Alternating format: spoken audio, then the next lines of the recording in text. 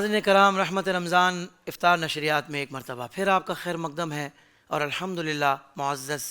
مستند معتبر علماء کرام یہاں جلوہ فرما ہو چکے ہیں، اور ظاہر بات ہے کہ ہمارا انتہائی اہم ترین سیگمنٹ کا وقت ہوا چاہتا ہے جس کا نام ہے رحمت رمضان علماء کے ساتھ۔ سب سے پہلے مختصر تعارف اور اس کے بعد ٹاپک، اور پھر اس پر سوالات کا آغاز بھی ہوگا انشاءاللہ۔ الحمدللہ ہماری خوش نصیبی ہے کہ ہمارے درمیان حضور زیغم اسلام، مفکر اسلام، حضرت علامہ مولانا پیر سید مظفر حسین شاہ صاحب دامت برکاتہم العالیہ آپ تشریف فرما ہیں، اور الحمدللہ آپ کے ساتھ ایک اور حضور کی آل، حضور کے شہزادے حضرت علامہ مولانا علی زین العابدین شاہ صاحب دامت برکاتہم العالیہ آپ بھی تشریف فرما ہیں، اور الحمدللہ دو سناخاں بھی تشریف فرما ہیں، سید محمد انس کریمی اور عبدالصمد قادری۔ آپ تمام احباب کو میری جانب سے السلام علیکم ورحمۃ اللہ وبرکاتہ۔ وعلیکم السلام ورحمۃ اللہ وبرکاتہ۔ جزاک اللہ خیرہ۔ ناظرین کرام، آج کا جو ہمارا عنوان ہے وہ ہے شان مکہ مکرمہ پاک۔ سبحان اللہ۔ اور یعنی کہ آج ہم شہر مکہ کے فضائل سنیں گے اور اس عظمتوں والے شہر کی باتیں کریں گے۔ محترم ناظرین، مکہ مکرمہ نہایت بابرکت اور صاحب عظمت شہر ہے۔ ہر مسلمان اس کی حاضری کی تمنا و حسرت رکھتا ہے۔ اگر ثواب کی نیت ہو تو یقیناً دیدار مکۃ المکرمہ کی آرزو بھی عبادت ہے۔ اسی شہر میں حضور شہنشاہ کونین صلی اللہ علیہ وآلہ وسلم کی ولادت باسعادت ہوئی۔ اللہ اکبر۔ اور اسی شہر کی مبارک فضاؤں میں آپ صلی اللہ علیہ وآلہ وسلم نے بچپن اور جوانی کے ایام گزارے، بلکہ عمر مبارک کا اکثر حصہ شہر مکہ کے نصیب میں آیا۔ سبحان اللہ۔ حضور اکرم صلی اللہ علیہ وآلہ وسلم کو شہر مکہ اس قدر محبوب تھا کہ ہجرت کے موقع پر آپ صلی اللہ علیہ وسلم نے اس مبارک شہر کے لیے فرمایا، اللہ کی قسم تو اللہ کی ساری زمین میں بہترین زمین ہے، اور اللہ کی تمام زمین میں مجھے زیادہ پیاری ہے۔ خدا کی قسم اگر مجھے اس جگہ سے نہ نکالا جاتا تو میں ہرگز نہ نکلتا۔ ابن ماجہ حدیث نمبر 31۔ ناظرین، یہاں کعبہ مشرفہ ہے جس کا طواف کیا جاتا ہے، اور دنیا بھر کے مسلمان کعبہ شریف کی طرف منہ کر کے نماز پڑھتے ہیں۔ اس مبارک جگہ کی حاضری اور زیارت کی ہر مسلمان آرزو رکھتا ہے۔ یہاں ہر سال ذوالحج کے مہینے میں دنیا بھر سے لاکھوں مسلمان حج کے لیے آتے ہیں اور رب کی رحمتوں سے حصہ پاتے ہیں۔ سبحان اللہ۔ اس شہر کی عظمتوں کے کیا کہنے کہ شہر مکہ امن والا شہر ہے۔ اس مکہ مکرمہ کی زمین قیامت تک کے لیے حرم ہے۔ اس مبارک سرزمین میں دجال داخل نہ ہو سکے گا، اور مکہ مکرمہ میں فوت ہونے والے سے حساب نہیں ہوگا، کہ میرے آقا مدینے والے مصطفیٰ صلی اللہ علیہ وسلم کا فرمان ہے کہ جس شخص کی حج یا عمرہ کرنے کی نیت تھی اور اسی حالت میں اسے حرمین یعنی مکے یا مدینے میں موت آ گئی تو اللہ تعالیٰ اسے بروز قیامت اس طرح اٹھائے گا کہ اس پر نہ حساب ہوگا نہ عذاب۔ یہ مصنف عبدالرزاق حدیث نمبر 17479۔ اور وہ خوش نصیب انسان جو مسجد الحرام شریف میں ایک نماز پڑھے، اسے 1,00,000 نمازوں کے برابر ثواب دیا جاتا ہے۔ میرے شیخ طریقت امیر اہل سنت فرماتے ہیں، کیا خوبصورت شعر ہے کہ ٹھنڈی ٹھنڈی ہوا حرم کی ہے، بارش اللہ کے کرم کی ہے، نوری چادر تنی ہے کعبے پر، بارش اللہ کے کرم کی ہے۔ ناظرین، بلا شبہ شہر مکہ بالخصوص مسجد حرام پر اللہ رب العزت کی رحمتوں کی چھما چھم بارش ہو رہی ہے، اور وہ خوش نصیب زائر جسے وہاں جانا نصیب ہوتا ہے وہ رب کی رحمتوں اور اس کے کرم سے وافر حصہ پاتا ہے۔ آئیے ناظرین، علماء کرام کی بارگاہ میں جاتے ہیں اور شہر مکہ کی عظمتوں کے بارے میں سوالات کرتے ہیں، شہر مکہ کی عظمتوں کے بارے میں سنتے ہیں۔ آئیے علماء کرام کی طرف چلتے ہیں۔ قبلہ شاہ صاحب، سب سے پہلے آپ کی طرف آؤں گا۔ قبلہ سیدی مظفر حسین شاہ صاحب، قبلہ یہ ارشاد فرمائیے گا کہ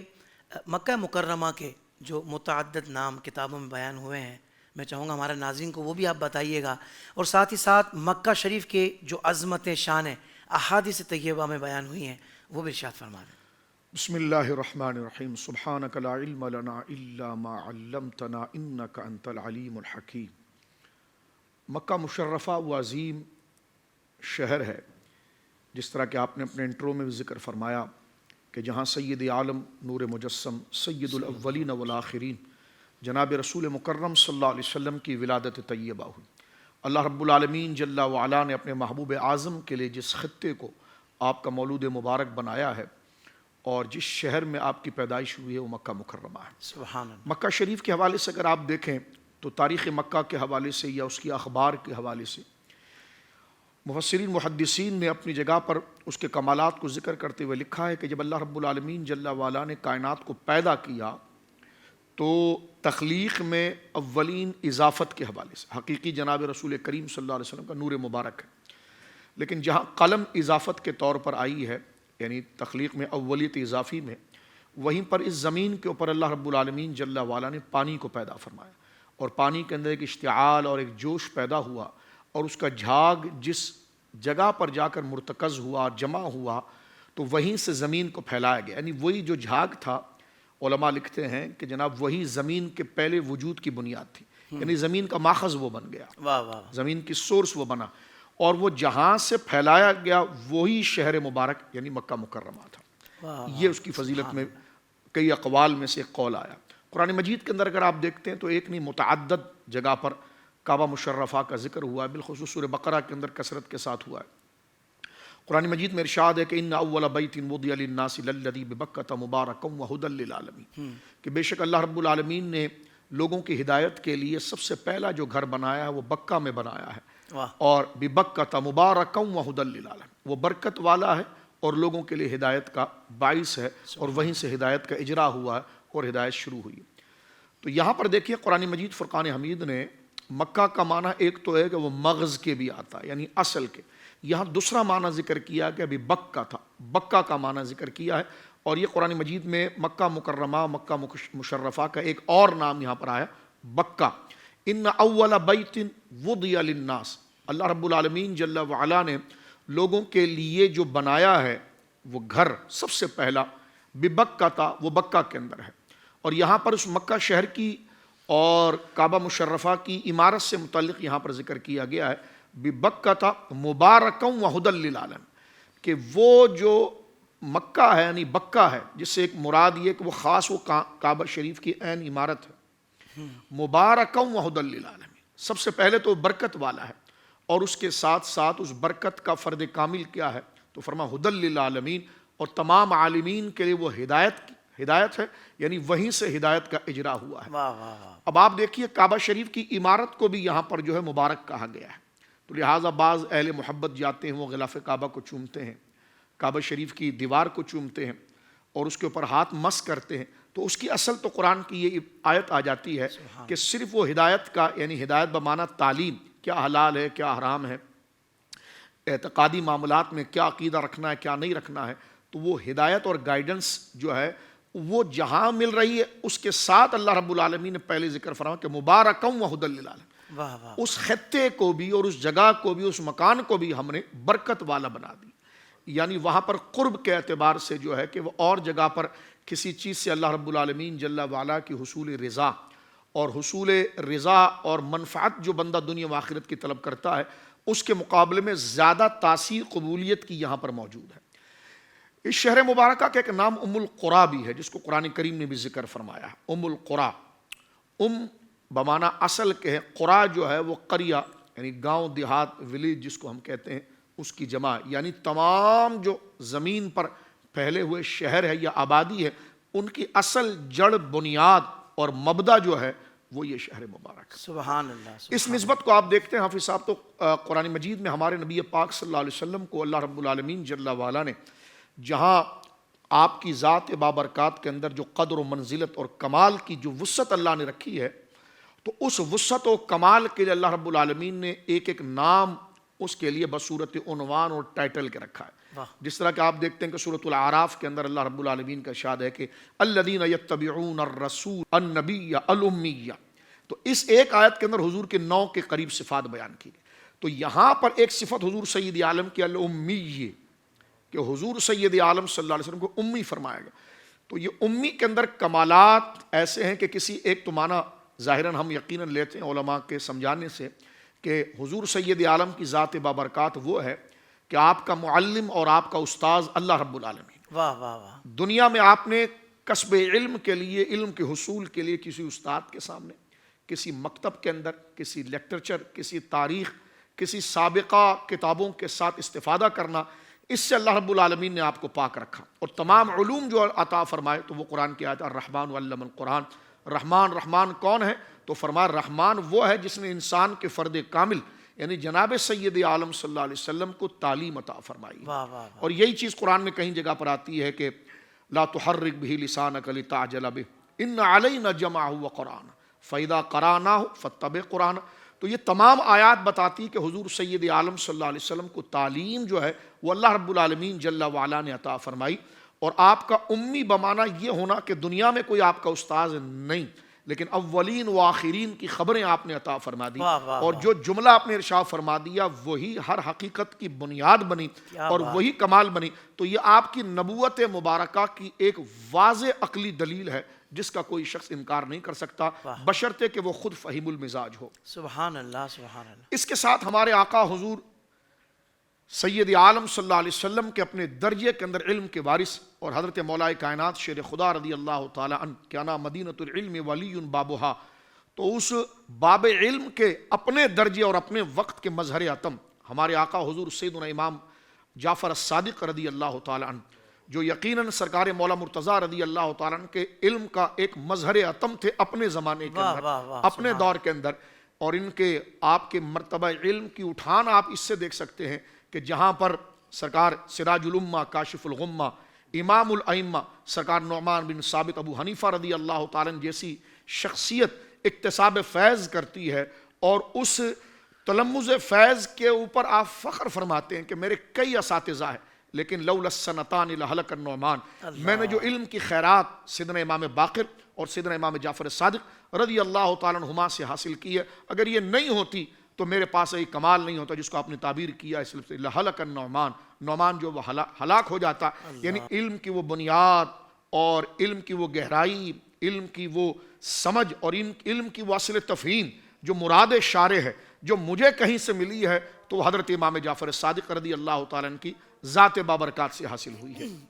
حضرت مولا امام جعفر الصادق رضی اللہ تعالیٰ عنہ سے یہ پوچھا گیا تھا کہ یہ حضور سید عالم صلی اللہ علیہ وسلم کو امی کیوں کہا جاتا ہے؟ اور یہی قول جو ہے وہ حضرت امام مولا امام باقر رضی اللہ تعالیٰ عنہ کی طرف بھی منسوب ہے کہ حضور سید عالم صلی اللہ علیہ وسلم کو قرآن مجید نے جو امی کہا ہے اس کی وجہ کیا ہے؟ تو ایک تو وہ ہے جو بیان کی جاتی کہ اللہ رب العالمین جل وعلا سے آپ نے براہ راست علم کو حاصل کیا ہے، کسی بندے سے آپ نے اکتساب فیض نہیں کیا. اس میں جو ام القرا کہا گیا اس میں سرکار مولا امام باقر اور حضرت امام جعفر صادق رضی اللہ عنہ نے بڑا کمال کا نقطہ بیان فرمایا. حضور علیہ الصلوۃ والسلام کو اللہ رب العالمین نے ہر نسبت کو اللہ رب العالمین جل وعلا نے آپ کی قیامت تک اس کو زندہ و جاوید کیا ہے اللہ. اور اس نسبت کے ساتھ ہی آپ کو یاد کیا. تو جہاں رسول ہونا آپ کی ایک شان ہے، جہاں نبی ہونا ایک شان ہے، تو پھر آپ کا جو شہر مبارک ہے وہ مکہ مکرمہ ہے اور اس کا نام ہے ام القرا. تو اللہ رب العالمین جل وعلا نے کمال محبت میں آپ کو یاد کرتے ہوئے فرمایا الامی، اے پیارے حبیب جو مکہ کا رہنے والا ہے. تو یہاں پر دیکھیے کہ آپ جو ہے وہ مکہ مکرمہ کے ان ناموں کے ساتھ، کیونکہ آپ نے جس طرح ذکر فرمایا بڑی رقت کی بات ہے کہ جناب سید عالم صلی اللہ علیہ وسلم کا وہ مولود ہے. تو قرآن مجید میں یہ متعدد نام اس کی اہمیت اور باقاعدہ جو اس معنی اس نام کے پیچھے جو اس کی افادیت ہے، جو اس کے کمالات ہیں، اس کی طرف اشارہ کرتا ہے. احادیث کے اندر اگر ہم آتے ہیں تو صحاح میں روایت موجود ہے کہ حضرت سیدنا ابو ہریرہ رضی اللہ تعالیٰ بیان کرتے ہیں کہ رسول کریم صلی اللہ علیہ وسلم کا ارشاد ہے کہ جس نے بیت اللہ شریف کی زیارت کی پھر یہاں کسی سے جھگڑا اور بدزبانی اور فساد نہ کیا تو رجع کما ولدت امہ، تو وہ اپنے گھر ایسے لوٹا جیسے اپنی ماں کے پیٹ سے پیدا ہوا ہے. اللہ. تو یہ کعبہ مشرفہ کی گویا کہ فضیلت اور کمال ہے. اور ایک حدیث پاک یہ بھی ملتی ہے، یعنی جو اخبار مکہ کے ملتے ہیں اور جو حالات اور اس کے ضمن میں، اس میں کمال فضائل کی ایک حدیث یہ بھی ہے کہ اللہ رب العالمین جل وعلا کی 120 رحمتیں پر نازل ہوتی ہیں. اس میں سے 60 رحمتیں کے مستحق وہ لوگ قرار پاتے ہیں جو مطاف کے اندر طواف کر رہے ہوتے ہیں. اللہ اور 40 کے مستحق وہ ہوتے ہیں جو نمازی ادا کر رہے ہوتے ہیں، اور 20 رحمتیں اللہ رب العالمین جل وعلا انہیں عطا فرماتا ہے کہ جو کعبہ مشرفہ کی زیارت کر رہے ہوتے ہیں، یعنی بیٹھ کر کعبہ شریف کی عمارت کو دیکھ رہے ہوتے ہیں۔ تو یہ کمال اور اللہ رب العالمین نے مقام عطا فرمایا ہے۔ ایک حدیث پاک ہے جس میں حضرت جعفر بن محمد رضی اللہ تعالیٰ عنہما اپنے والد گرامی یعنی دادا سے اس کو نقل کر رہی ہے، سند بھی دیکھیں اہل بیت کی طرف سے آتی کہ فرمان نظر الی بیت الحرام عبادت، یعنی بیت الحرام یعنی کعبہ شریف کی عمارت، کیونکہ مکہ شریف کی فضیلت اس کعبہ شریف کی عمارت کو دیکھنا جو ہے وہ بھی عبادت ہے، اور جو جتنے دیر تک کعبہ شریف کی عمارت کو دیکھے گا اس کو اللہ رب العالمین عبادت کا اجر عطا فرمائے گا۔ طبرانی معجم الکبیر میں ایک روایت موجود ہے، وہ یہ ہے کہ حضور سید عالم صلی اللہ علیہ وسلم نے جب فتح مکہ فرمایا، مکے کو فتح کیا، تو اس وقت کعبہ شریف کا طواف کرنے کے بعد حضور سید عالم نے کعبے کی عمارت کو دیکھا اور دیکھ کر فرمایا تھا کہ والمومن اعظم حرمت عند اللہ منک، کہ کعبہ تیری عظمت اور تیری شان بڑی کمال اور عظمت والی ہے، لیکن اللہ رب العالمین جل وعلا نے تجھ سے زیادہ حرمت جو ہے، اور وہ اللہ کے نزدیک تجھ سے زیادہ عزت اور قدر اور حرمت اور وجاہت جو ہے وہ ایک مومن مسلمان کی ہے۔ اللہ اکبر۔ یہ حضور علیہ الصلوۃ والسلام نے ذکر فرمایا۔ یہ ضمن میں درمیان میں یہ بات اس لیے لے کر آیا کہ کعبہ شریف کی فضیلت کے تو ہم مقر ہیں اور الحمدللہ اس کے ہم قائل ہیں، لیکن اس حدیث پاک کے اندر یہ دکھایا گیا ہے کہ کعبہ شریف کی فضیلت کے ساتھ ساتھ اللہ کے نزدیک عند اللہ، اللہ کے نزدیک زیادہ عظمت جو ہے وہ ایک مومن کی ہے۔ تو جس طرح ہمیں چاہیے کہ ہم کعبہ شریف کی عظمت اور اس کی شان کو طلب کرنے کے لیے اور اس کے اہتمام کے لیے اور اس کو پانے کے لیے ہما وقت سرگردہ رہتے ہیں اور رہنا بھی چاہیے، لیکن اس سے بڑی حرمت جو ایک مومن کی ہے، اس کی جو ہم دل ازاری کرتے ہیں یا غیبت کرتے ہیں یا اس کے ساتھ گالی گلوچ کرتے ہیں ایک صحیح العقیدہ شخص کے ساتھ، تو اس میں دیکھیے کہ وہ کتنا بڑا گناہ ہے۔ اور یہاں ضمن ایک بات میں مزید عرض کر دوں کہ یہ تاثر دینا کہ جناب اللہ کے نزدیک جو ہے وہ کسی بندے کی کوئی حیثیت نہیں ہے، اور اللہ رب العالمین کی توحید کو اسی طرح بیان کیا جائے گا کہ جب بندے کو اللہ کی سامنے بے قدرہ سمجھا جائے، تو ہم نے کہا یہ عجیب توحید ہے کہ جناب توحید تو یہ ہے کہ اللہ رب العالمین جل وعلا کے بارے میں یہ عقیدہ رکھا جائے گا کہ ان العزت للہ جمیعا، یعنی ساری عزتیں ساری تعظیم کا مستحق حقیقی اللہ رب العالمین ہے، لیکن اللہ رب العالمین جل وعلا جسے اپنے فضل سے نوازے، شان دے، عزت دے، تو اس کی عزت اللہ ہی کے کہنے پر کرنا اور اللہ ہی کے لیے کرنا، تو یہ توحید کے مخالف نہیں ہے بلکہ یہ توحید کا کمال ہے۔ واہ واہ واہ واہ۔ جیسے اللہ رب العالمین حضرات انبیاء کو عزت و قدر عطا فرمائی، حضرات اولیاء و صالحین کو عطا فرمائی، اہل بیت و صحابہ کو عطا فرمائی، تو ان کی منقبت و شان کو بیان کرنے میں یہ کہنا کہ جناب ان کی تعظیم ایسی نہ ہو کہ بندہ جو ہے وہ شرک کی طرف یا اللہ سے غافل ہو جائے، تو ہم نے کہا ہمیں تو نہیں پتا تھی کہ ان کی شان و عظمت کیا ہے، ان کی شان و عظمت کو تو اللہ نے بیان فرمایا۔ اگر یہ ہوتا کہ ان کی تعظیم یا ان کی توقیر بندے کو خدا سے غافل کر دے معاذ اللہ، تو یہ حکم ہی نہیں دیا جاتا، کیونکہ شریعت میں وہ حکم ہی نہیں ملتا کہ جس سے بندہ ایسی کوئی چیز، کیونکہ شریعت مطہرہ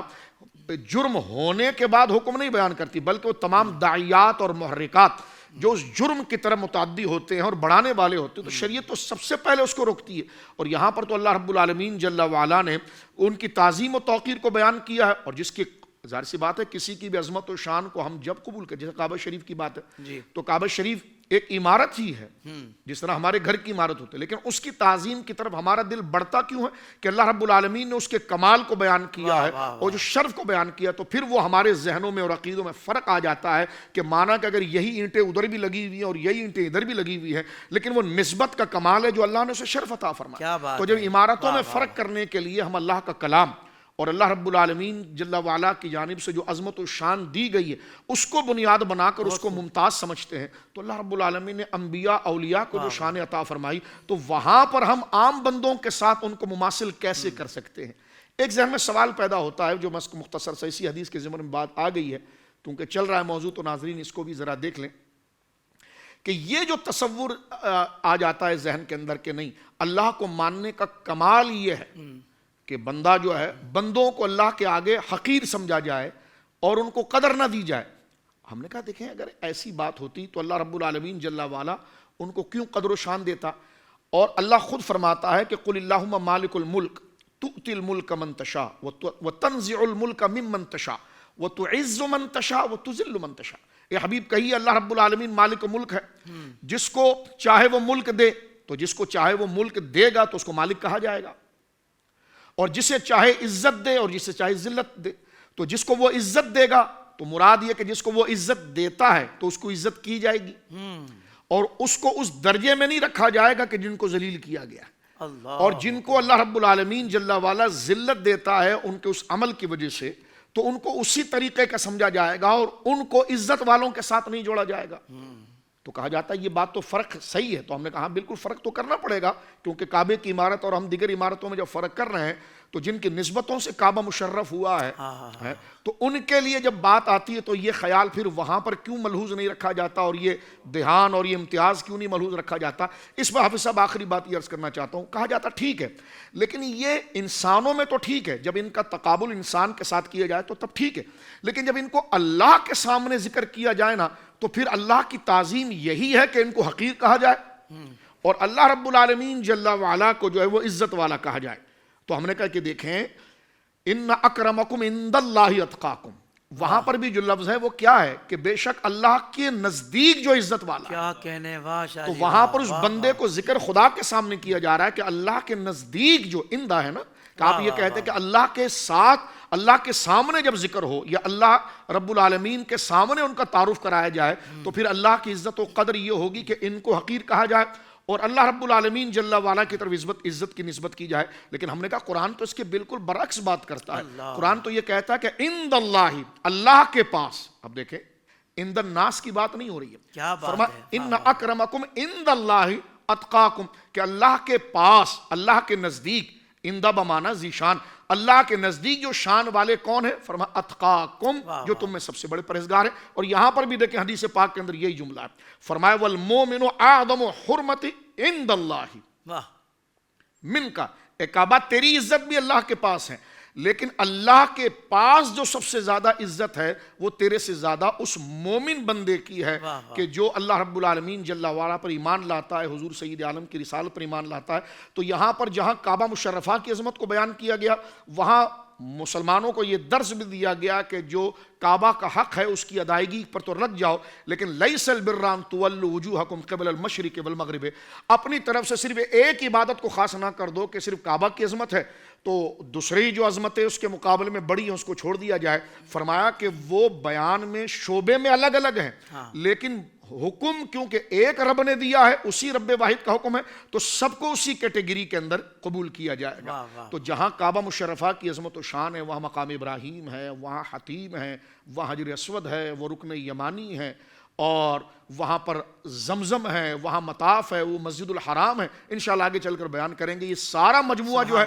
وہ کعبہ مشرفہ کا ہے، اور کعبہ مشرفہ جو ہے یہ وجہ فضیلت ہے پورے مکے کے امتیاز کی، تو لہٰذا مکے کی جو قدر ہے اس کا باعث، اس کا کرم اور اس کی جو سورس ہے یہ تمام مراکز ہیں اور یہ اماکن مبارکہ ہیں جس کی وجہ سے مکہ مکرمہ کو تمام ملکوں کے اوپر اور تمام شہروں کے اوپر فضیلت عطا ہوئی۔ سبحان اللہ، سبحان اللہ، کیا کہنے شاہ جی، اللہ آپ کو جزائے خیر عطا فرمائے۔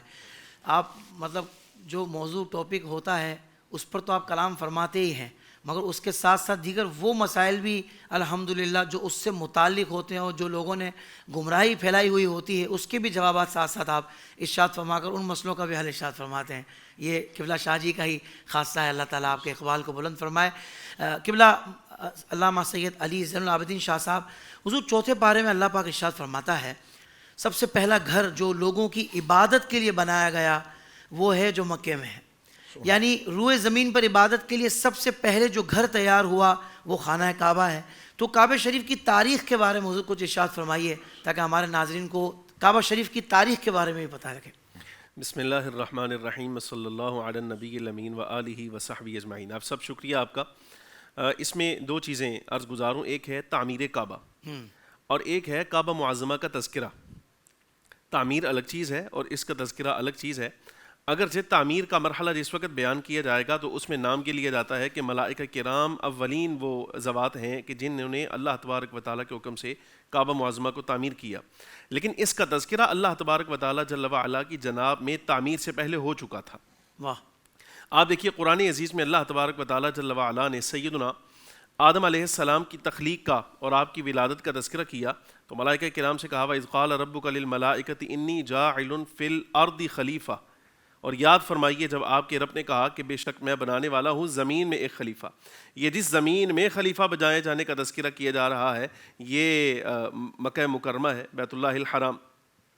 اور ایسے ہی جس وقت آگے ملائکہ کرام نے جواباً عرض کیا اتجعل فیہا من یفسد فیہا، کیا تو بنائے گا اس میں، یہ اس میں قرآن عزیز کا کوئی ایک لفظ بھی جو ہے وہ عبث اور فضول بیکار نہیں ہوتا، بلکہ ہر لفظ میں اللہ تبارک و تعالیٰ جل وعلا نے بے شمار حکمتیں جو ہے وہ رکھی ہیں۔ اب یہ جو لفظ آیا ہے فیہا، کیا تو بنائے گا اس میں، اب یہ اس میں تذکرہ تو بعد میں ہونا ہے، یہ تخلیق بعد میں ہونی ہے، لیکن رب العالمین جل وعلا کی بارگاہ میں تذکرہ اس کا پہلے ہو چکا کہ اس میں بنایا جائے، یہ جس میں خلیفہ بنایا جانا ہے، تو یہ مکہ مکرمہ بیت اللہ الحرام کے بارے میں ائمہ کرام فرماتے ہیں اسی طرف اشارہ تھا۔ رب العالمین جل وعلا نے سیدنا آدم علیہ السلام کی ولادت سے عرصہ 2000 سال قبل ملائکہ کرام کو حکم دیا کہ زمین میں میرا گھر تعمیر کریں۔ اب وہ باری تعالیٰ جل وعلا کے حکم سے گھر تعمیر کیا گیا، میں ایک فرق آگے چل کے اس کے بارے میں عرض کروں گا۔ تو پھر رب العالمین جل وعلا نے زمین میں رہنے والے جتنے ملائکہ کرام تھے انہیں حکم فرمایا کہ اس کا طواف بھی کریں اور حج بھی کریں۔ یعنی اس لحاظ سے دیکھا جائے تو ملائکہ کرام اولین وہ ذوات مقدسہ ہیں جنہوں نے اس گھر کو تعمیر فرمایا۔ سیدنا آدم علیہ السلام جس وقت زمین پر تشریف لائے تو آپ کے بارے میں روایات جو بتاتی ہیں وہ یہ ہیں کہ آپ کا ورود جو ہوا زمین پر اور حبوط ہوا وہ ہوا سرزمین ہند میں۔ جس وقت بے چینی اور اضطراب آپ نے محسوس فرمایا، قلبی اطمینان جو اللہ تبارک و تعالیٰ جل وعلا نے جنت میں عطا فرمایا تھا وہ آپ نے یہاں محسوس نہ کیا سرزمین ہند میں، تو باری تعالیٰ جل وعلا نے حکم دیا کہ آپ سرزمین مکہ تشریف لائیے۔ آپ یہاں تشریف لائے۔ دلائل النبوہ میں حضرت امام بیہقی رحمۃ اللہ علیہ، عمدۃ القاری میں حافظ علامہ بدر الدین عینی رحمۃ اللہ علیہ، انہوں نے ذکر کیا کہ سیدنا آدم علیہ السلام کی طرف حضرت جبریل امین علیہ السلام تشریف لائے اور آ کر ایک مکان کی طرف اشارہ کرتے ہوئے کہا اللہ تبارک و تعالیٰ حکم فرما رہا ہے اس جگہ آپ بیت اللہ الحرام تعمیر کیجئے۔ آپ نے تعمیر شروع کی، خود سیدنا آدم علیہ السلام اس مقام کی کھدائی کرتے اور حضرت سیدہ حوا سلام اللہ علیہا آپ وہ مٹی نکال کر جو ہے وہ باہر لاتی۔ تو اس طرح سیدہ حوا اور سیدنا آدم علیہ السلام نے مل کر اس کی تعمیر مکمل کی۔ جب تعمیر مکمل ہوئی تو اب باری تعالیٰ جل وعلا نے حکم دیا کہ آپ اس گھر کا طواف بھی فرمائیے، حج بھی فرمائیے۔ ایک چیز میں یہاں عرض کروں، ابھی ہم نے ذکر کیا کہ ملائکہ کرام نے اس کی تعمیر کی،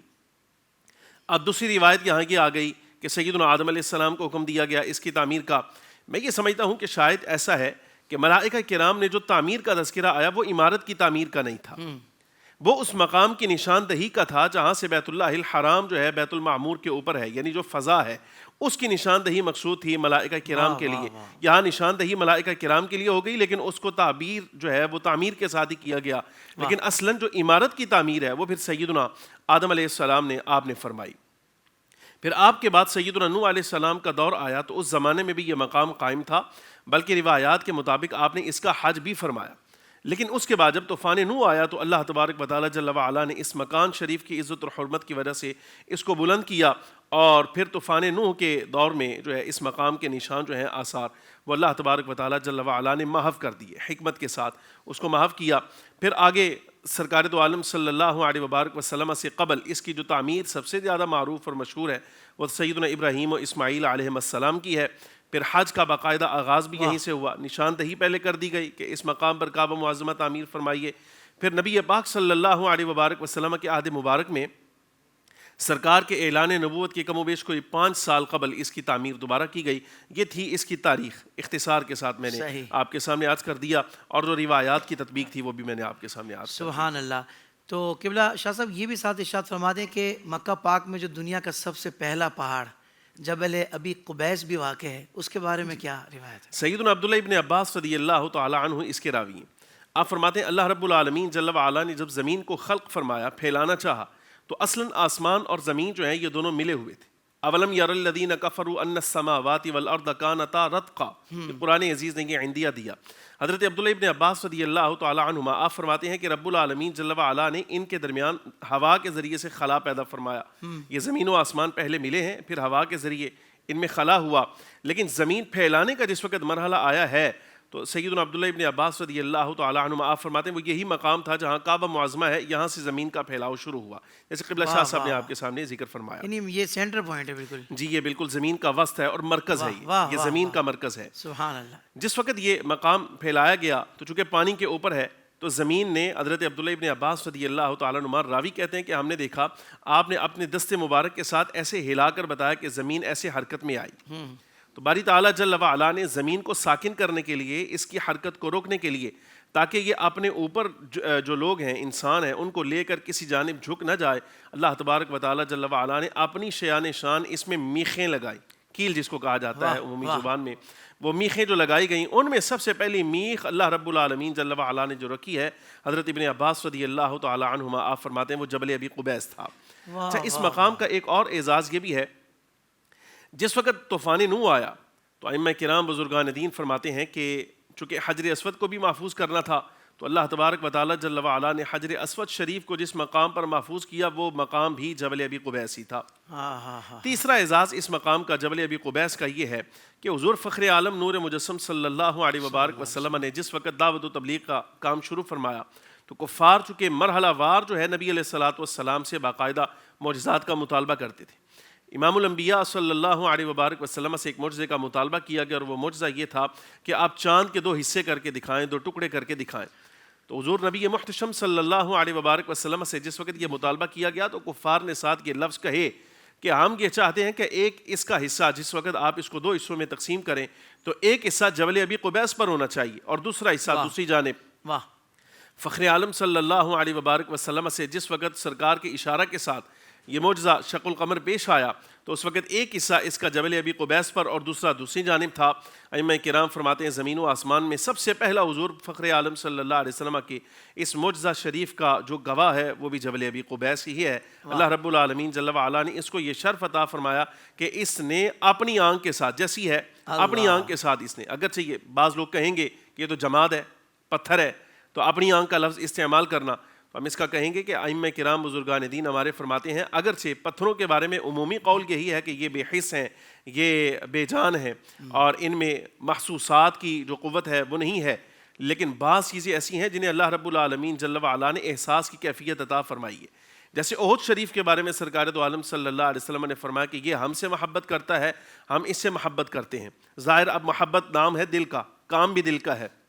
دل سے ہوتی اور محسوس کرنے والی چیز ہے, کیفیات میں سے ہے. تو اگر آپ یہ کہیں کہ احد پہاڑ جو ہے یہ احساس کی جو کیفیت ہے اس سے فارغ ہے, اس کو احساس کی کیفیت حاصل نہیں, تو امام الانبیاء صلی اللہ علیہ وسلم کا یہ ارشاد کیسے سچ ہوگا؟ تو مطلب اس کا یہ ہوا کہ اللہ رب العالمین جل وعلا نے سرکار کے اس معجزہ پر جو سب سے پہلا گواہ رکھا ہے وہ گواہ بھی جبل ابی قبیس ہے. سبحان اللہ سبحان اللہ. قبلہ شاہ صاحب حضور آپ کی طرف آؤں گا, یہ شاید فرمائیے گا کہ جیسے ابھی بات ہوئی ہے کہ رمضان شریف میں لوگ وہاں زیادہ جاتے ہیں, تو حج و عمرہ ظاہر بات ہے کہ عمرے کے لیے رمضان شریف میں جانا ہوتا ہے زیادہ, اور پھر حج بھی ایک کمال عبادت ہے, اور حج کی جو ایک خاص جو رکن ہے طواف الزیارہ اس میں بھی کعبۃ اللہ شریف کا طواف کیا جاتا ہے.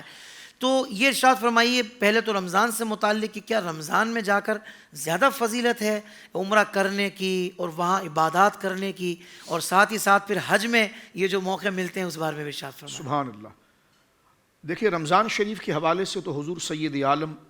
خاتم النبیین صلی اللہ علیہ وسلم کا ارشاد مبارکہ ہے کہ جس نے رمضان شریف میں عمرہ کیا اس نے میرے ساتھ حج کیا. سبحان اللہ. ہمارے ایک بزرگ کہتے تھے کہ جناب میں نے جو ہے وہ 35 حج حضور کے ساتھ کی ہیں. تو ہم نے کہا آپ کی تو ولادت اب بہت بات کی, پھر کیسے؟ تو انہوں نے یہ حدیث پاک پڑھ کے سنائی کہ جس نے جو ہے رمضان شریف کے اندر عمرہ کیا اس نے جناب سید عالم کے ساتھ حج کیا. تو یہ رمضان شریف کی کتنی بڑی برکات ہے. اب آپ دیکھیں رمضان شریف کی اضافی فضیلتوں کو آپ دیکھیں کہ جہاں حافظ صاحب قبلہ نوافل کا ثواب فرضوں کے برابر ہوتا ہے اور فرضوں کا ثواب 70 فرضوں کے برابر ہو جاتا ہے, تو وہ رحمتوں کا مہینہ. اور پھر سرکار دو عالم کی یہ حدیث مبارکہ کہ جس نے عمرہ کیا رمضان المبارک کے اندر تو اس نے میرے ساتھ حج کیا. اب حج کی فضیلت آپ دیکھیں تو وہ اپنے ایک مقام پر بلند ہے, ظاہر سی بات ہے حج تو پھر حج ہے, وہ تو عمرے سے زیادہ فضیلت رکھتا ہے, اور اس میں تو یعنی عمرے کی فضیلت ذکر کر دی گئی ہے. حج کے اندر دیکھیے حضور سید عالم کے عمل مبارکہ کے حوالے سے اور اس امت کے رخصت کے لیے حج افراد ہے, حج تمتع ہے, حج قران ہے.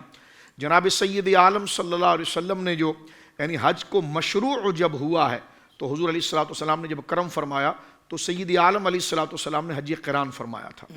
اور آپ غالباً جو ہے وہ حدیث پاک کے اندر موجود ہے, بلکہ حقیقتاً 24 ذیقعات کو آپ مدینہ منورہ سے روانہ ہوئے ہیں, اور صحیح بخاری شریف کے اندر یہ حدیث موجود ہے, مسلم شریف میں موجود ہے. بڑا یادگار حج ہے. جناب سید عالم صلی اللہ علیہ وسلم نے اعلان فرما دیا جمعرات کے دن کہ ہم نے جانا ہے. تو جمع ہو جاؤ. جمع ہو گئے, جمعے کی نماز آپ نے پڑھائی اور اس میں خطبہ دیا اور ایک دن تیاری کا مزید دیا اور ہفتے کے دن روانہ ہوئے. تو اس وقت حضرت سیدنا صدیق اکبر رضی اللہ تعالیٰ عنہ حضور سید عالم کے پاس آئے اور عرض کرنے لگے کہ حضور میری جو اہلیہ ہے اسما بنت عمیس رضی اللہ تعالیٰ عنہ, بس بچے کی ولادت قریب ہے, اور آپ جانتے ہیں کہ جب بچے کی ولادت قریب ہو تو ماں, اللہ رب العالمین ہر ماں کو سلامت رکھے, تو ماں پر وہ جس کو قرآن کہتا ہے حملت امہ کرہا و وضعتہ کرہا, جو قرآن نے لفظ کرہا کہا ہے تو اس سے تو رونگٹے کھڑے ہو جاتے ہیں. یعنی ماں کس درد و تکلیف اور کراہیت, اس اذیت کو برداشت کر کے بچے کو پیٹ میں اٹھاتی ہے اور پھر وہ پیدا کرتی ہے, جو قرآن نے ذکر کیا ہے.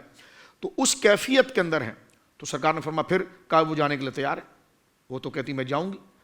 تو کہا تم نے کیا کہا؟ تو میں نے کہا کہ تم نہیں جا سکتی. تو کہا جی اللہ کے حبیب جا رہے ہیں, اللہ کے گھر میں نہ جاؤں, راستے میں کہیں مر گئی تو کہیں دفن کر دینا, لیکن یہ نہیں ہو سکتا کہ حضور سید عالم جا رہے ہیں اور میں نہ جاؤں. تو سرکار نے اجازت عطا فرما دی, فرمایا کہ ٹھیک ہے ابو بکر تم ان کو لے لو. سیدہ اسما بنت عمیس, یعنی ساری تربیت کس کی ہے؟ یعنی حضور کے ساری محبت دل میں اتارنا, تربیت کرنا, یہ سیدنا صدیق اکبر کا کمال. دیگر صحابہ جہاں آپ کے عمل کو دیکھ کر دار اسلام میں داخل ہو رہے ہیں. تو میں صرف یہ بات یہاں پر, کیونکہ یہ تو بہت بڑا موضوع ہے, سرکار دو عالم صلی اللہ علیہ وسلم جب بیر علی جس مقام کو کہا جاتا ہے, وادی عقیق جس کو کہا جاتا ہے, اور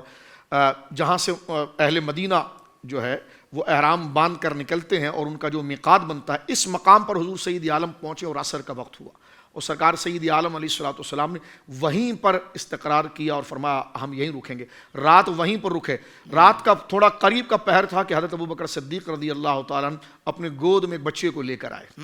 اور وہ سرکار کی خدمت میں پیش کیا. حضرت ابوبکر صدیق کا سب سے چھوٹا بیٹا محمد بن ابی بکر رضی اللہ تعالیٰ عنہ کی ولادت اسی حج کے اندر ہوئی ہے, اور وہاں سے دیکھیں پاکی کے مسئلے بھی ظاہر ہوئے کہ ان کے بچے کی ولادت کے بعد جو نفاس کے ایام ہیں اب تو وہ ناپاکی کے ہیں, تو کیا ناپاکی کی صورت کے اندر احرام کی نیت ہو سکتی ہے؟ یہ مسئلہ وہاں پر حل ہو گیا. جناب سید عالم کو خاص عمل فرمایا کہ جناب وہ اپنے آپ کو پروٹیکٹ کر لیں, نیت ان کی کامل ہے اور وہ روانہ ہو جائیں. تو یہ پورا واقعہ جو ہے بخاری شریف کے اندر تفصیل کے ساتھ موجود ہے. تو یہ حج کی ساری برکات, اور کیوں نہ ہو آپ دیکھیے, میں یہاں پر عرض کروں آپ کی خدمت میں کہ کعبہ مشرفہ میں پہنچنے کے ساتھ آپ نے کتنا خوبصورت کلام پڑھا, اور ماشاءاللہ اللہ آپ کو اس کی بہترین برکات عطا فرمائے کہ بندے کے دلوں سے زنگ گناہوں کے جھڑنا شروع ہو جاتے ہیں. آج کعبہ مشرفہ اللہ رب العالمین اس کے شرف کو قیامت تک سلامت رکھے, اور اللہ اس گھر کی حفاظت فرمائے اپنے فضل سے. مرکز اسلام ہے. آج دیکھیے غلاف نیا ہے حافظ صاحب, قمقمے نئے ہیں, عمارتیں نئی ہیں, لیکن فضا وہی ہے جہاں سیدنا عبد المطلب رضی اللہ عنہ گھما کرتے تھے, جہاں صحابہ اکرام سیدنا صدیق اکبر, فاروق اعظم, عثمان غنی, مولا علی شیر خدا جیسے, جہاں حضور کا بچپن مبارک گزرا ہے. اللہ اکبر. یہ وہی جگہ ہے مطاف جہاں پر سید عالم کے قدمین کو دیکھ کر یہ اندازہ لگایا گیا کہ مقام ابراہیم پر جو قدم ہے اس کے آثار اگر کسی کے پاؤں میں نظر آتے ہیں تو یہ کون بچہ سو رہا ہے, یہ نوجوان سو رہا ہے. اس کے پاؤں کے نشان بالکل جو قیافہ شناس تھے, انہوں نے کہا جناب ہم نے کسی کے پاؤں کے ساتھ اس پتھر کی اتنی مماثلت نہیں دیکھی ہے کہ ہم تو دیکھ رہے ہیں کہ ہزاروں سال سے یہ پتھر مقام ابراہیم جو اس پورے خطے کے لیے مرکز ہے اور قریش کا فخر ہے کہ حضرت ابراہیم کے پاؤں کے نشان ہیں, لیکن وہ پاؤں کے جو نقش ہے اس کی مماثلت ہم نے کسی کے اندر نہیں دیکھی. لیکن یہ کون نوجوان ہے جو چادر میں لپٹا سو رہا ہے اور اس کے پاؤں کے نشان وہ قیافہ شناس عرب کا جو ماہر تھا اس نے کہا ہو بہو ہے. کہا گیا کہ جناب یہ تو عبد المطلب کے پوتے ہیں. فرمایا کہ میں نے کئیوں کے پاؤں کو دیکھا ہے, میں نے اس عمر میں پہنچ کر کسی کے پاؤں کے نقش کو اس پتھر کے مماثل نہیں پایا, لیکن ان کے پائے. تو وہ وہی مرکز تھا, وہ وہی جگہ تھی جہاں پر جناب سید عالم صلی اللہ علیہ وسلم کے محبوب چچا جناب ابو طالب نے حضور سید عالم کی نعت پڑھی تھی, وَأَبْيَضُ يُسْتَسْقَى الْغَمَامُ بِوَجْهِهِ ثِمَالُ الْيَتَامَ عِصْمَةٌ لِلْأَرَامِلِ. جب مکے میں بارش نہیں ہو رہی ہے, سرکار دو عالم صلی اللہ علیہ وسلم کا بچپن مبارک ہے, انہوں نے اپنی ساری حکمتیں اپنا لی ہے. انہوں نے کہا چلو جناب ہاشمیوں کے گھر چلو, آسمان برسے گا ان کی نسبت سے. اب جناب پہنچے ہیں سرکار دو عالم صلی اللہ علیہ وسلم کے محبوب چچا کے گھر, تو انہوں نے کیا کیا ہے, سرکار دو عالم کو حرم میں لے کر آئے. یہ وہی جو حج آج مجھے دیکھ رہے ہیں اور مطاف میں موجود ہیں, مانا کہ مطاف کا ماربل وہ اسی طرح آج نیا ہے, وہ قمقمے نئے ہیں, لیکن فضا وہ ہے کہ جہاں پر یہ عظیم الشان واقعات روح پذیر ہوئے ہیں. خانہ کعبہ کے سامنے حضور سید عالم کو لایا گیا اور کہا کہ پیارے ہاتھوں کو اٹھاؤ. سرکار نے اپنے معصوم ہاتھوں کو اٹھایا اور وہ آسمان جو تھا, جو یوں سمجھیے کہ جناب آگ اگل رہا تھا, جناب سید عالم کے ہاتھ اٹھنے کے ساتھ ٹھنڈی ہوائیں چلنا شروع ہو گئی، بدلیاں آنا شروع ہو گئی، گہرے بادل آ گئے، اور بادل پھر پھٹ کر ایسے برسا کہ آپ کے چچا نے آپ کی پیشانی کو چوم کر کہا وہ اب یدو، اے گورے گورے چہرے والے، یستسقی الغمام بوجہہ، یہ بارش جو طلب کی جا رہی ہے تیرے چہرے کا صدقہ ہے، سماع الیتامی عصمۃ للارامل، ابھی تو وہ شان ظاہری نہیں ہوئی تھی لیکن پہلے فرما دیا کہ سماع الیتامی، آپ تو یتیموں کے سر پر، آپ تو یتیموں کا دھیان رکھنے والے ہیں، وہ عصمۃ للارامل، اور آپ بیواؤں کے محافظ ہیں اور ان کے سرپرست ہیں۔ تو یہ واقعہ وہیں پر روح پذیر ہوا ہے، یہ وہی مقام ہے جہاں سے نکل کر حضرت مطلب رضی اللہ عنہ اسی صفا مروہ کے درمیان سے تشریف لے جاتے ہیں، اور سر جناب سید عالم کا مولود گاہ وہاں پر موجود ہے جہاں حضور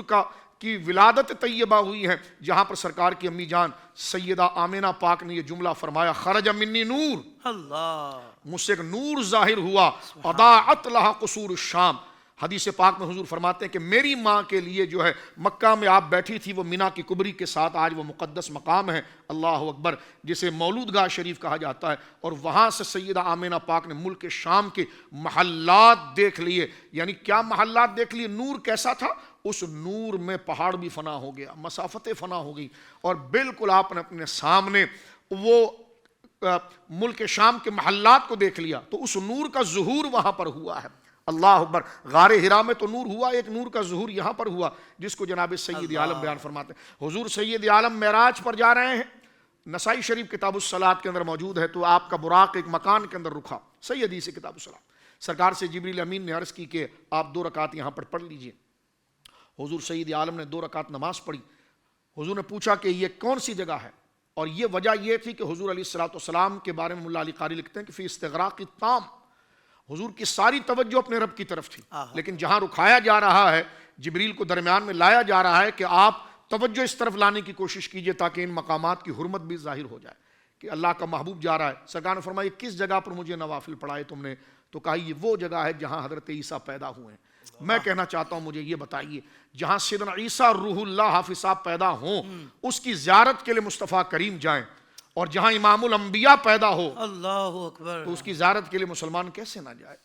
مومن کیسے نہ جائے، اس مکان کو کیسے نہ دیکھے؟ تو یہ دیکھیں، یہ عمارت نہیں ہے، آج بلڈنگیں بن گئی ہیں، آج مکانات بن گئے، اللہ سب کی حفاظت فرمائے اور آبادیاں عطا فرمائے، لیکن میں زائرین کو کہنا چاہتا ہوں کہ اس کی چمک باعث برکت ہے، اس میں نہیں الجھ جانا، وہی نہیں رکنا، اس آگے کی طرف جانا کہ جس فلور پر خدا نے تجھے پہنچایا ہے، جس زمین پر تجھے خدا نے پہنچایا ہے، آج بھی وہ باب بنی ہاشم تجھے سامنے نظر آتا ہے جہاں سے سید عالم کعبہ شریف کی طرف آتے تھے۔ آج بھی مروہ کی وہ پہاڑی موجود ہے جہاں فتح مکہ سے جناب سید عالم کا ورود مسعود ہوا۔ سر یہ وہی مطاف ہے حافظ صاحب جہاں غلغلے کے ساتھ فتح مکہ میں میرے آقا 10,000 صحابہ کے ساتھ آئے۔ اسی مطاف کے اوپر اللہ اکبر جناب سید عالم نے اپنی اونٹنی پر طواف کیا تھا اور اپنے عصا مبارکہ سے استلام کیا تھا۔ یہاں پر گونج تھی اللہ اکبر کے نعرے کی، اور لوگ جوق در جوق سرکار سید عالم کے چہرے کو دیکھنے کے لیے آ رہے تھے۔ یہ وہی کعبہ ہے جس پر سرکار نے حکم دیا بلال تم اوپر چڑھ جاؤ اور جا کر تم اللہ رب العالمین جل وعلا کی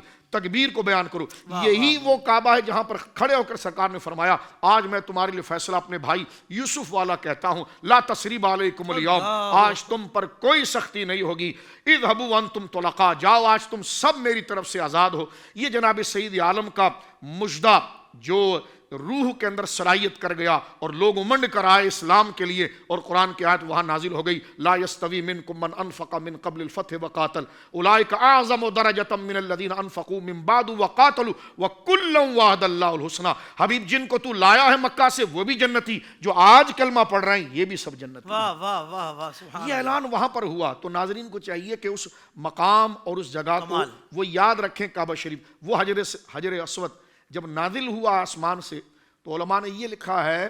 اخبار مکہ میں یہ ذکر کیا جاتا ہے کہ جب وہ اترا ہے تو اس کی روشنی اتنی تھی کہ جہاں تک گئی وہاں تک حدود حرم ہو گیا۔ آج حدود حرم کی تعین ہوتی ہے کہ جناب یہاں سے یہ حدود حرم ہے، یہ حل ہے، پھر یہ میقات ہے۔ تو یہ حدود حرم کی یعنی اس میں کئی اقوال ہے۔ اس میں سے ایک قول یہ کہ حرم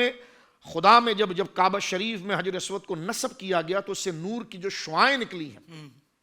اس پتھر مبارک پتھر سے، تو جہاں تک وہ پہنچی ہے تو وہ سارا خطہ حدود حرم بن گیا، حرم شمار ہوا۔ جناب سید عالم جب تشریف لائے تو حضور نے چوما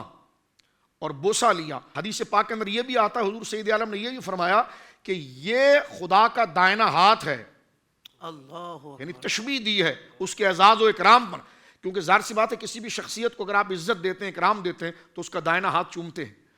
تو فرمایا رب کو راضی کرنے کے لیے اب ظاہر سی بات ہے دل میں جو محبت ہے، محبت سامنے کوئی مشخص چیز کو دیکھ کر اپنی ارمانی نکالنا چاہتی ہے، اور اللہ رب العالمین بدن سے پاک ہے، چھوئے جانے سے پاک ہے، اور یہ تمام لیس کمثلہ شیء، کوئی ایسی چیز جس سے اگزامپل اور مثال دی جائے اس سے اللہ کی ذات پاک ہے. لیکن یہ شوق کیسے ادا ہو،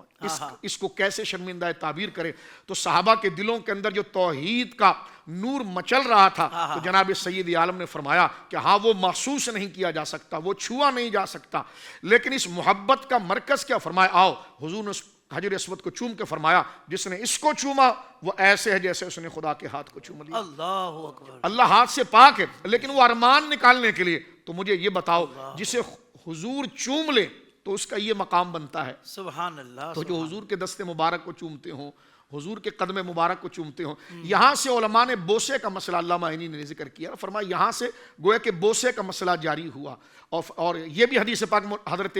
شیر خدا رضی اللہ تعالیٰ سے موجود ہے زرقانی کے اندر کہ فاروق اعظم کو آپ نے فرمایا کہ ہاں میں نے حضور سید عالم سے سنا ہے کہ یہ حجر اسود جس نے اس کو چوما یا دور سے استلام کیا یہ ان کو پہچان لے گا اور ان کی شفاعت کرے گا. تو مجھے یہ بتائیے، یہ حدیث حرم میں بھی پڑھی جاتی ہے، ہر جگہ پڑھی جاتی ہے کہ حجر اسود دیکھ لے گا، تو جو حجر اسود کو چومے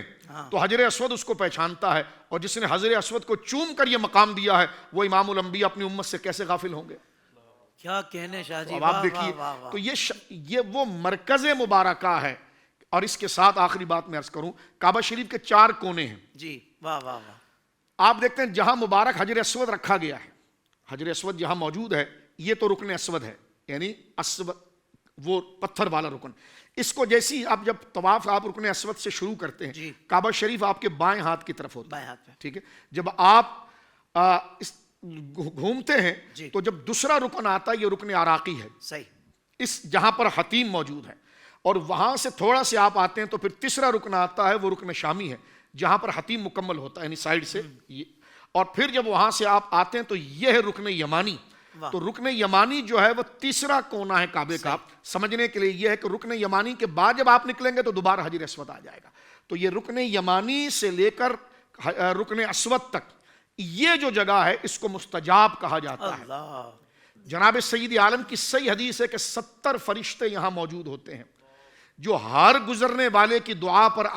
کی قبولیت کی دعا کرتے ہیں. اور حضور سید عالم فرماتے ہیں میں نے جب بھی طواف کیا تو رکن اسود پر جبریل کو کھڑا دیکھا ہے کہ جبریل وہاں کھڑے ہو کر ہر گزرنے والے کے لیے دعا کرتے ہیں. یہ رکن اسود، اور یہی وہ رکن اسود ہے جہاں پر حضور سید عالم یعنی یہی مستجاب ہے، یعنی رکن اسود اور اس سے پہلے رکن یمانی. رکن یمانی سے جب رکن شامی سے آپ گھوم کر رکن یمانی پر آتے ہیں اور رکن یمانی سے رکن اسود پر آتے ہیں. سرکار دو عالم صلی اللہ علیہ وسلم جب بیت المقدس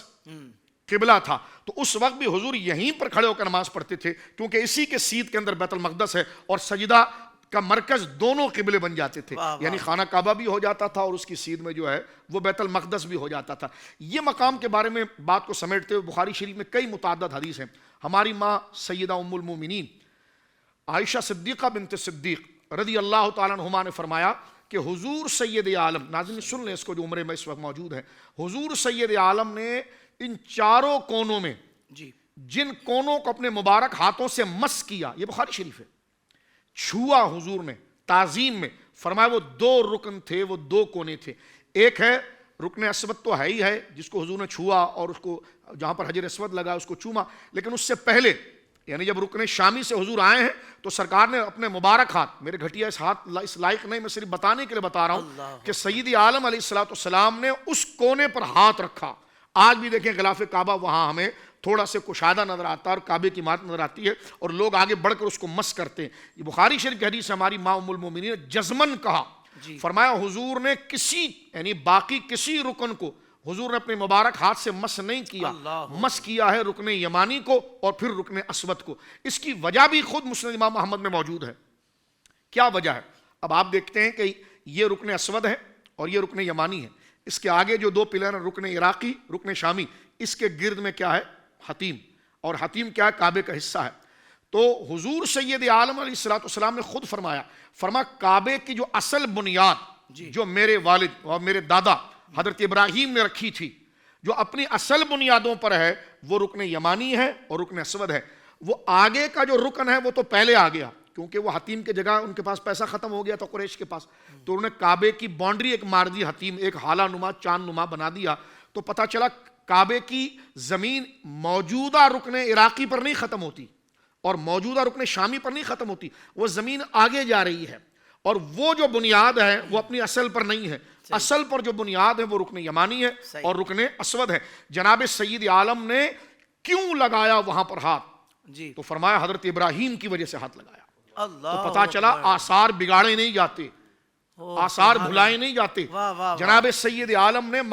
یعنی حضرت ابراہیم کی ان بنیادوں کی وجہ سے تعظیم فرمائی ہے، تو اس سے پتا چلا کہ اس جگہ کی قدر سیدنا ابراہیم کی رکھی ہوئی بنیاد ہے۔ واہ واہ واہ واہ۔ اور جناب سید عالم نے اس کی تعظیم اور ادب میں جو ہاتھ لگایا، یہاں سے یہ پتا چلا کہ جناب اللہ کے محبوب بندے جس جگہ پر کوئی سند چھوڑ جائیں تو اس کی تعظیم جناب سید عالم علیہ السلام کی سنتوں میں قرار پاتی ہے، اور یہ سرکار نے ترغیب یہاں پر دلائی، اور اس سے یہ مفہوم واضح ہوتا ہے۔ تو رکن اسود پر بھی حضور نے ہاتھ لگایا اور رکن یمانی، ہاں اختلاف صرف اس میں بنتا ہے کہ آیا رکن یمانی کو حضور نے چوما تھا کہ نہیں چوما تھا، جسے رکن اسود کو چوما تھا، رکن اسود کو یعنی جہاں پر حجر اسود لگا حضور نے چوما، آیا حضور سید عالم نے رکن یمانی کو چوما؟ اب کئی جیسے امام شافعی اور دیگر بزرگوں کا کہنا یہ کہ وہاں پر حضور نے اس کو بھی بوسہ دیا ہے اور اس کو بھی بوسہ دیا ہے، لیکن اگر بوسے سے ہٹ کر اگر ہم بات متفقہ مسئلے کی طرف آ جائیں اور اجماعی مسئلے کی طرف آ جائے تو وہ ہاتھ لگانا تو حضور کا ثابت ہے، اور چاہے وہ بوسہ ہو وہ بھی تعظیم کے لیے تھا، اور وہ ہاتھ لگانا ہو وہ بھی تعظیم کے لیے تھا، اور وہ چومنا اس بات کو ظاہر کرتا ہے ایک تو مبارکوں وہدی للعالمین، اور دوسری وجہ بخاری میں بھی موجود ہے، مسلم امام محمد میں بھی ہے، سرکار نے اس کی وجہ بتائی کہ یہ میرے دادا ابراہیم کی بنیادوں پر ہے۔ اللہ اکبر۔ مجھے بتائیے جب حضور وہاں سے گزر رہے ہیں اور سرکار نے حضرت ابراہیم کی محبت اور ان کی بنیادوں کو یاد کر کے ہاتھ لگایا، اور الطواف میں تھے نا حضور، تو الطواف کالصلاۃ، طواف جو ہے وہ نماز کے حکم میں ہے۔ آپ کیسے کہہ سکتے ہیں کہ نماز میں اللہ والوں کا خیال آ جائے یا نبی کا خیال آ جائے تو نماز فاسد ہوتی ہے؟ سرکار نے تو رکن کو ہاتھ ہی حضرت ابراہیم کی یاد اور تعظیماً لگایا تھا، اور طواف جو ہے وہ نماز کے حکم میں ہے، تو لہٰذا یہ کعبہ شریف کی عمارت ہے، اور وہاں بیٹھا ہوا بندہ اپنے آپ کو بھول جاتا ہے، کبھی ادھر دیکھتا ہے تو کچھ یاد آتا ہے، کبھی ادھر دیکھتا ہے تو کچھ یاد آتا ہے، کچھ نہ رہے تو فضا کو دیکھتا ہے جہاں سیدہ آمینہ گزری ہیں، کیا کہنے شاہ جی، واہ جہاں سیدنا عبداللہ گزرے ہیں، جہاں سیدنا عبد المطلب گزرے ہیں، سبحان اللہ، جہاں سیدنا ہاشم گزرے ہیں، اللہ اکبر۔ تو یہ وہ فضا ہے، اور پھر براہ راست گویا کہ اپنے کعبہ شریف کو تم دیکھ رہے ہو، 20 رحمتیں پا رہے ہو، تو اے طواف کرنے والے، اے زیارت کرنے والے، کیا تیری قسمت ہے، واہ، آج تو اس فضا کے اندر بیٹھا ہوا ہے جہاں صحابہ کرام رضوان اللہ اجمعین موجود رہے، وہ وہاں بیٹھتے تھے۔ آج فرش نیا ہے، فضا وہی ہے، ماحول وہی ہے۔ اللہ رب العالمین ہمیں وہاں کی حاضری بار بار عطا فرمائے۔ آمین، اللہم آمین، اللہم آمین۔ کیا کہنے شاہ صاحب، سبحان اللہ، کس کیفیت اور کس جذبے کے ساتھ شاہ صاحب نے یہ گفتگو فرمائی ہے، اور یقیناً مکہ پاک کا زائر جب اس کلپ کو بھی شاہ صاحب کے سنے گا نا تو میں سمجھتا ہوں کہ اس کو قدر ہو جائے گی، اس جگہ پر وقت ضائع نہیں کرے گا بلکہ وہ مزے لے گا، وہ کہے گا یار کیا ایک ایک لمحہ میری قسمت میں یہ آیا ہوا، یہ ناز کرے گا۔ الحمدللہ، آپ کو اس کی بہترین جزا عطا فرمائے شاہ صاحب، آپ کی گفتگو کے صدقے اللہ پاک ہمیں بھی جلد تقبل اللہ منا ومنکم، آمین، اللہم آمین۔ قبلہ علی زین العابدین شاہ صاحب، حضور وہ جو باؤنڈری بنی ہوئی ہے کعبۃ اللہ شریف کے ساتھ ہاف، جسے حتیم پاک کہا جاتا ہے، تو حضرت اس کے بارے میں کیا کہا اس کے بارے میں ہم نے یہ سنا ہے کہ بھائی اس کے اندر جس نے نماز پڑھی گویا کعبۃ اللہ شریف کے اندر پڑھی، تو اس کی کیا تاریخ ہے؟ جی عرض گزار ہوں، اس کا کچھ حصہ کچھ جواب تو حضرت قبلہ شاہ صاحب نے آپ کے سامنے ارشاد فرما دیا۔ اس میں اضافہ صرف اتنا ہے، جس وقت سرکار دو عالم صلی اللہ علیہ وسلم کے دور مبارک میں تعمیر یہ شروع ہوئی تو اس وقت عہد یہ پایا کفار کے درمیان کہ ہم یہاں جو مال خرچ کریں گے یہ مال حلال ہوگا، آمیزش والا مال جو ہے وہ یہاں نہیں لگایا جائے گا۔ جس وقت اس مقام کی تعمیر کی باری آئی تو مال ان کا جو مطلوبہ تھا وہ ختم ہو گیا، اس کو خالی چھوڑ دیا گیا۔ لیکن میں یہ سمجھتا ہوں کہ یہ اللہ تبارک و تعالیٰ جل وعلا کی حکمتوں میں سے ایک حکمت ہے۔ حضرت ام المؤمنین سیدہ عائشہ صدیقہ رضی اللہ تعالیٰ عنہا سے مروی ہے، آپ فرماتی ہیں، جامع ترمذی کی روایت ہے، جس وقت سرکار دو عالم صلی اللہ علیہ وسلم فتح مکہ کے موقع پر کعبہ معظمہ شریف کو بتوں سے پاک کر رہے تھے تو سرکار اندر بھی تشریف لے گئے، وہاں پاک بھی فرمایا اور وہاں پانی بھی بہایا۔ نبی علیہ السلام نے وہاں جو شبیہ تھیں حضرت سیدنا ابراہیم علیہ السلام کی، دیگر انبیاء کرام علیہ السلام کی، اس پر زعفران ملا اور وہاں فخر عالم صلی اللہ علیہ وسلم نے اندر نماز بھی ادا فرمائی۔ جس وقت سرکار باہر تشریف لائے تو حضرت ام المؤمنین صاحبہ رضی اللہ تعالی عنہ آپ نے اس خواہش کا اظہار کیا سرکار کے سامنے کہ اے کاش میں بھی بیت اللہ الحرام میں داخل ہوتی اور وہاں نماز ادا کرتی۔ فخر عالم صلی اللہ علیہ وبارک وسلم نے دست مبارک پکڑا اور لا حتیم میں کھڑا کیا، فرمایا یہ جہاں جس مقام پر تم کھڑی ہو یہ کعبہ معظمہ کا حصہ ہے، یہاں نماز ایسے ہی ہے جیسے تم نے بیت اللہ الحرام میں پڑھی ہے۔ اللہ اکبر، سبحان اللہ سبحان ایک گزارش یہاں پر میں عرض کروں آپ کے سامنے، فخر عالم صلی اللہ علیہ وسلم کا اختیار تھا،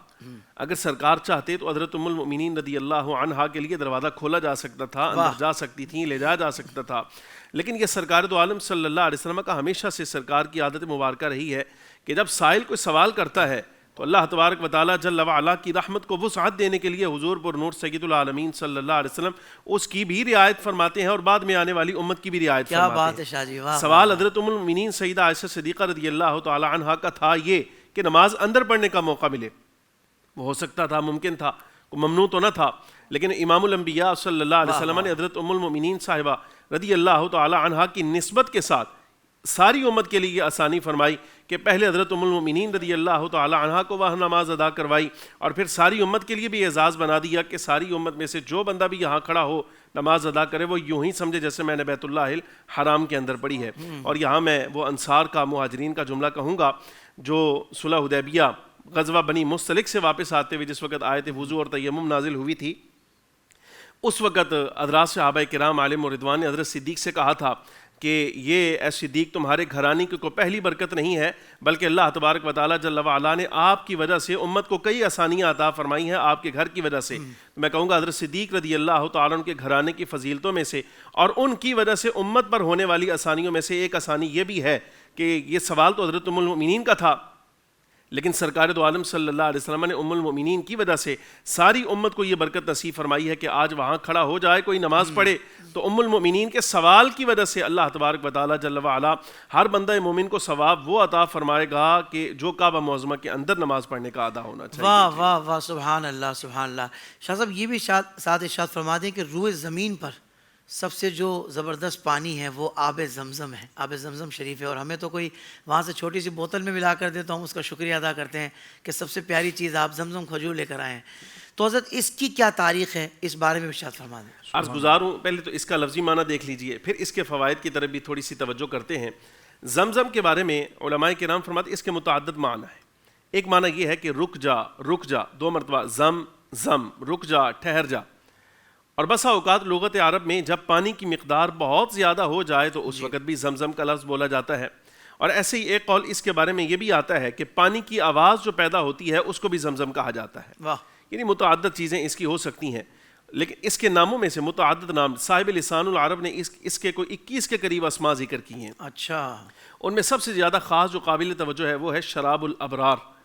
نیک لوگوں کے لیے جو اللہ تبارک و تعالیٰ جل وعلا نے زمین پر مشروب بنایا ہے بہترین، وہ یہ پانی ہے جو اللہ تبارک و تعالیٰ نے عطا فرمایا۔ فوائد میں آقا دو عالم صلی اللہ علیہ وبارک وسلم نے اس کے ارشاد فرمائے ہیں۔ تاریخ اس کی یہ ہے جس وقت سیدنا اسماعیل علیہ السلام کو حضرت ابراہیم علیہ السلام نے یہاں چھوڑا اور یہاں اللہ تبارک و تعالیٰ جل وعلا کے حکم سے آپ کو یہاں رکھا، تو اس وقت چونکہ آپ ابھی گود میں تھے، آپ کی پیاس کے لیے سیدہ حجرہ سلام اللہ علیہا نے جس وقت پانی کو تلاش کیا تو اللہ تبارک و تعالیٰ جل وعلا نے حضرت جبریل امین علیہ السلام کو بھیجا، آپ نے پر مارا اور یہاں سے ایک روایت کے مطابق پانی نکل آیا۔ سیدہ حجرہ سلام اللہ علیہا اس کی مالکہ ہیں۔ صاحب تفسیر خازن نے، تفسیر خازن والوں نے ایک جملہ لکھا، میں اس کے تناظر میں ایک مسئلہ حل کرنا چاہتا ہوں، وہ یہ ہے کہ یہ جو زمزم ہے یہ خاص ملکیت تھا حضرت سیدہ حجرہ سلام اللہ علیہا کی، اور اس کے بارے میں آج جو ہمارے ہاں روش پائی جاتی ہے باقاعدہ پیسے لے کر دیا جاتا ہے، تو میں یہ کہوں گا چونکہ یہ پانی وقف ہے حضرت سیدہ حجرہ کی طرف سے اور وقف کبھی فروخت نہیں کیا جاتا۔ اللہ اکبر، یہ حضرت سیدہ حجرہ سلام اللہ علیہا کا وقف ہے جو اللہ تبارک و تعالیٰ جل وعلا نے آپ کو عطا فرمایا، آپ نے زائرین کے لیے اس کو وقف فرما دیا۔ نبی پاک صلی اللہ علیہ وبارک وسلم نے اس پانی کے بارے میں ارشاد فرمایا کہ یہ جس مقصد کے لیے پیا جائے اللہ تبارک و تعالیٰ ہر وہ مقصد پورا فرمائے گا۔ یعنی اگر کوئی بھوک مٹانے کے لیے پیے تو رب العالمین جل وعلا اس کی بھوک دور کر دے گا، اگر پیاس دور کرنے کے لیے پیے تو پیاس دور ہو جائے گی، کسی مقصد کے لیے بھی پیا جائے۔ لیکن میں عرض کروں گا ناظرین کی آسانی کے لیے کہ ہمارے ائمہ کرام سے دو مقصد اس کے ثابت ہیں، بعض دنیاوی یعنی دنیاوی مقاصد کے لیے بھی پیا گیا اور اخروی مقاصد کے لیے بھی پیا گیا۔ اس کی مثالیں میں عرض کر دیتا ہوں۔ علامہ تقی الدین فاسی رحمۃ اللہ علیہ نے لکھا، ایک شخص نابینا حرم کعبہ میں حاضر ہوا اور اپنی بینائی کے لیے دعا کرنے کے لیے جو انہوں نے راہ تلاش کی وہ یہی تھی کہ زمزم لیا، پینے سے پہلے یہ ارادہ کیا اللہ تبارک و تعالیٰ اس پانی کی برکت سے میری بینائی لوٹائے۔ تو جس وقت وہ حرم داخل ہوئے ہیں تو بینائی کے بغیر آئے ہیں، لیکن جب حرم سے باہر گئے ہیں تو اللہ تبارک و تعالیٰ جل وعلا نے اس کی برکت سے آپ کو بینائی عطا فرما دی۔ واہ واہ۔ یہ دنیاوی مقصد ہے۔ خطیب بغدادی لکھتے ہیں، تاریخ بغداد والے، آپ کے بارے میں آتا ہے تذکرۃ الحفاظ میں امام ذہبی نے لکھا، فرماتے ہیں کہ آپ جس وقت بیت اللہ الحرام یہاں حاضر ہوئے حج کے لیے تو آپ نے 3 گھونٹ جو ہے وہ اس کے لیے اور ہر ایک گھونٹ پر الگ دعا کی۔ پہلی مرتبہ گھونٹ لیا تو کہا کہ الہی یہ میری دعا پوری فرما، مجھے تاریخ بغداد لکھنے کا توفیق نصیب ہو جائے۔ دوسری دعا یہ کی کہ میں جامع بغداد کے اندر حدیث کی املا کرواؤں، اور تیسری دعا بغداد کے کو بزرگ تھے بہت نامی گرامی اور اللہ تبارک و تعالیٰ جل وعلا کے مقرب ولی، تو آپ کے قرب میں دفن ہونے کی دعا کی۔ جس وقت آپ کی یہ دونوں دعائیں پوری ہوئیں، یعنی تاریخ بغداد بھی آپ نے لکھ لی، حدیث کی املا بھی کروائی، تو آپ یہ فرمایا کرتے تھے کہ 2 دعائیں میری پوری ہو گئی ہیں، تیسری کے بارے میں مجھے امید ہے اللہ تبارک و تعالیٰ جل وعلا یہ بھی مجھے عطا فرمائے گا۔ اور ایسا ہی ہوا، جس وقت خطیب بغدادی رحمۃ اللہ علیہ کا وصال ہوا تو آپ کی تدفین اسی شیخ کے قرب میں ہوئی جن کے بارے میں آپ دعا فرمایا کرتے تھے۔ اخروی دعاؤں میں سے دیکھا جائے تو بخشش سب سے بڑی دعا ہے۔ حضرت عبداللہ ابن عباس کے بارے میں الجوہر المنظم، امام ابن حجر مکی رحمۃ اللہ علیہ آپ لائے ہیں الجوہر المنظم میں، آپ فرماتے ہیں کہ حضرت عبداللہ ابن عباس رضی اللہ تعالی عنہما سے مروی ہے، جب آپ نے اس کو منہ لگایا پیا تو دعا یہ فرمائی، اے اللہ قیامت کے دن اس پانی کی برکت سے جو قیامت کی پیاس ہے وہ میری دور فرما دینا۔ اور اس کے بعد پھر آپ نے اس پانی کو نوش کیا۔ دنیاوی مقاصد کے لیے بھی پیا جا سکتا ہے، اخروی مقاصد کے لیے بھی پیا جا سکتا ہے۔ بہرحال زمین پر اللہ تبارک و تعالیٰ جل وعلا کا یہ انعام ہے جو باری تعالیٰ جل وعلا نے انبیاء کرام علیہ السلام کے توسل سے اور خاص فخر عالم صلی اللہ علیہ وسلم کی نسبت بھی اس میں شامل ہے۔ میرے ذہن میں آ گئی بات، امام الانبیاء صلی اللہ علیہ وسلم جس وقت معراج شریف کو تشریف لے گئے ہیں تو یہاں شق صدر کا واقعہ پیش آیا۔ ائمہ کرام بزرگان دین نے لکھا، نبی پاک صلی اللہ علیہ وسلم کے قلب اقدس کو سرکار کی جسد مبارک سے باہر لا کر جس وقت غسل دیا گیا تو وہ پانی جو لایا گیا تھا غسل کے لیے، حکمت بھرنے کے لیے، تو وہ لایا تو جنت سے گیا، لیکن جب غسل مبارک ہو چکا تو بعض ائمہ کرام سیرت نگار لکھتے ہیں کہ اس کو زمزم میں ڈال دیا گیا تاکہ اب تک آنے والے جتنے لوگ ہیں یہ سارے کے سارے حضرت سیدنا اسماعیل اور سیدہ ہاجرہ سلام اللہ علیہما ان کی تبرک کے طور پر استعمال کرتے تھے۔ اب یہاں سے آگے آنے والے جتنے لوگ ہیں کہ سرکار دو عالم صلی اللہ علیہ وسلم کے تبرک کے طور پر بھی اس کو استعمال فرمائے۔ اس میں بہت ساری برکات شامل ہیں۔ سبحان اللہ سبحان اللہ۔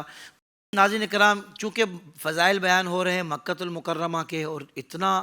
بڑا عظمت والا شہر ہے اور اتنے فضائل ہیں، مختصر دورانیے میں ظاہر بات ہے کہ کچھ باتیں ہی ہو سکتی تھیں، اور میں معزز علماء کرام کا دل سے شکریہ ادا کرتا ہوں جنہوں نے اتنا وقت عطا فرمایا۔ ثنا خان احباب کا بھی شکریہ۔